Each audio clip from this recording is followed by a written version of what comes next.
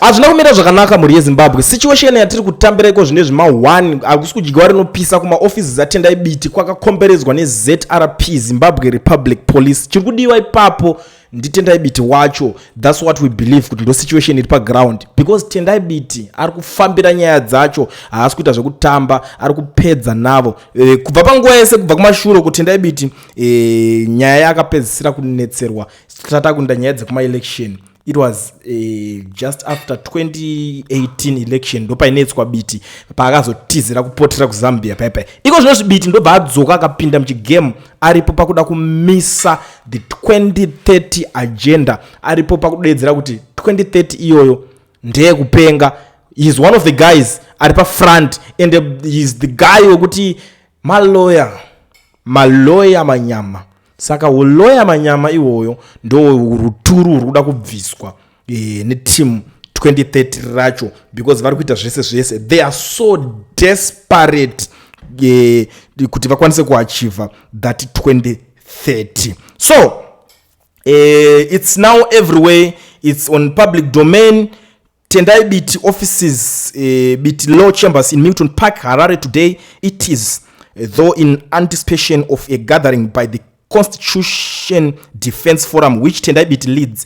Biti told ZimLive he was in Chiredzi and accused ZRP of psychotic paranoia. Ndo iripo iri kutaurwa according to Nigiri. If you go kunema platforms akaita sana hopo chingono vari kutaurwa zvakasiyana. Zimbabwean police are currently camped outside the home of former Harare mayor and member of the Constitution Defense Forum Herbert Gomba in Glenora. The Constitutional Defense Forum, led by Zimbabwean lawyer and former finance minister Tendai Biti, is opposed to President Emerson Mnangagwa's attempt to extend his term to 2030. Today, the Zimbabwean government sent 2 truckloads of armed and riot police to Biti's offices in Milton Park in the capital, Harare. Saka kuglenora vakagarira kwaningirikini mukomana iye Herbert Gomba, kuningirikini ku Milton Park kuma offices atendai Biti vakagarira. Ndizokunzwa futi muchiti Mnangagwa is not in panic mode. Mnangagwa is in panic mode right now. He knows that anything can happen.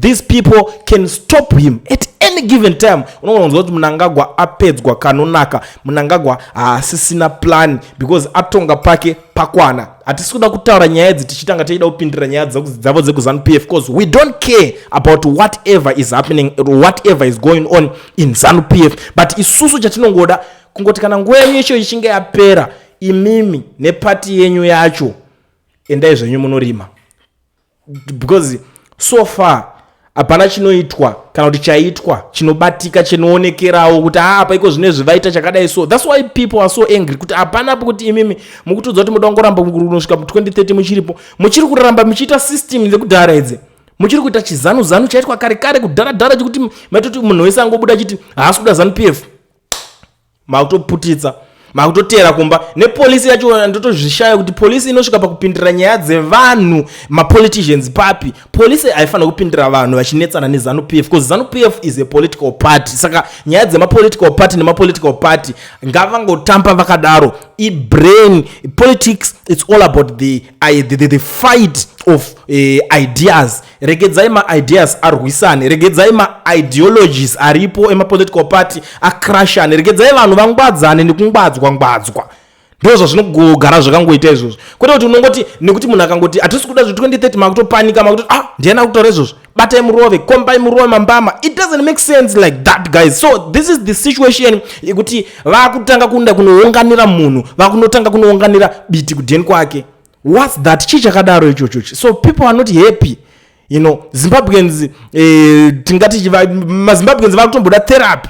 Because zvinhu zvese vanga vato-traumatized nesituation yezvinhu zvinenge zvichiitika kuZimbabwe. Unofunga kuti kana vana vemmunhu iye vachakura vakadii, vakasvika vakomana vaya, and you know those guys, mapurisa acho anenge vatumwa, they don't reason. Vanenge vakapfeka mauniform avo, chinotorodza kuti havasi kurizina. Ukatomira paside nemupurisa, wakutoziva kuti mupurisa usina kucheuka akapfura pagotsi pako, une that smell younonzwa kuti unzwa kuti something wrong. Akusi kushora kuti kuita sei. Vari kunhuhwirira perfume mabosses avo vari mumanhingirikini, vari kutengerwa mota nezvigananda mabosses avo vari mumaoffices. Umwe anoswera achitsva nezuva mwana womwe munhu, obva atumwa idea kunzi just go, endai munodai sota ngokuti endai munoataka munhu. no zvakadai so hazvichanakidza zvisikupera mushe. But this is the situation. Tendai Biti akomberedzwa. I don't know kuti vari kunyatsodei chaizvo kune munhu. Herbert Gomba agarwa negrenora kuti Tendai Biti kuMilton Park kumaoffices kwese ingori uniform. Zeta P yakagara yakaita kusenda mazitrack. Amen. Kulian TV, Team VAT. Asi vanhu vachishamsika. Kulian TV haichatsika. Saka subscriber wozolaika. Nechawana zvisapana chichazosha. Everybody say Kulian, yeah. Information need brilliant, yeah. Everybody say Kulian.